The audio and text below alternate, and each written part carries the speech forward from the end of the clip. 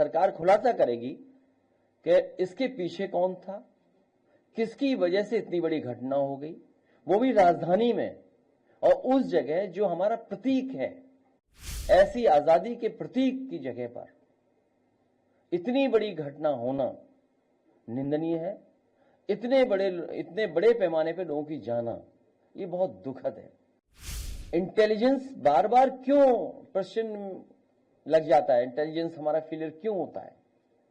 कोई चीज इतनी बड़ी आ जाए, पूरा देश ये चाहता है कि आतंकवाद खत्म हो, इस तरह की घटनाएं भविष्य में ना हो। और जितनी भी एजेंसीज हैं जो काम कर रही हैं, हमें उन पे भी भरोसा करना पड़ेगा। देश के प्रधानमंत्री जी ने ये कहा है कि षड्यंत्र और जो भी उसके पीछे हैं उसका पर्दाफाश होगा और उसके खिलाफ कड़ी से कड़ी कार्रवाई होगी। तो जब देश के प्रधानमंत्री जी ने बोल दिया है तो हमें पूरा भरोसा है कि प्रधानमंत्री जी वो खुलासा करेंगे, सरकार खुलासा करेगी कि इसके पीछे कौन था, किसकी वजह से इतनी बड़ी घटना हो गई, वो भी राजधानी में और उस जगह जो हमारा प्रतीक है, जहां से हम आजादी के और हमारे देश के प्रधानमंत्री होकर के देश को संदेश देते हैं। ऐसी आजादी के प्रतीक की जगह पर इतनी बड़ी घटना होना निंदनीय है।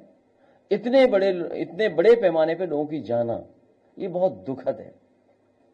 जहां खुलासा हो और षड्यंत्रकारी पकड़े जाएं, इसके पीछे कौन था, और इंटेलिजेंस बार बार क्यों प्रश्न लग जाता है, इंटेलिजेंस हमारा फेलियर क्यों होता है? कोई चीज इतनी बड़ी आ जाए,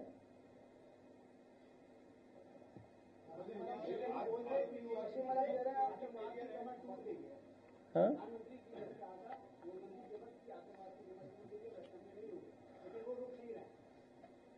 ऑन ए लाइटर नोट, सोना इकट्ठा हो रहा है आजकल, तो सोना कब बंद होगा?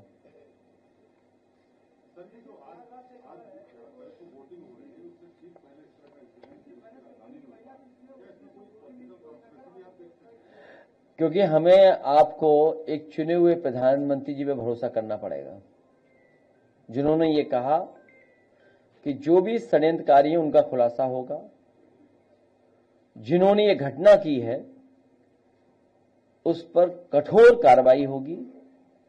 पूरा देश ये चाहता है कि आतंकवाद खत्म हो, इस तरह की घटनाएं भविष्य में ना हो।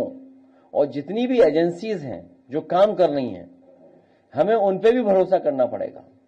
वहीं हमें ये भी सोचना होगा कि आखिरकार फेलियर कहां है जो ऐसी घटनाएं हो रही हैं, किसकी वजह से घटनाएं हो रही हैं। जब लगातार सरकार एक ही चल रही है, एक ही पार्टी की सरकार चल रही है,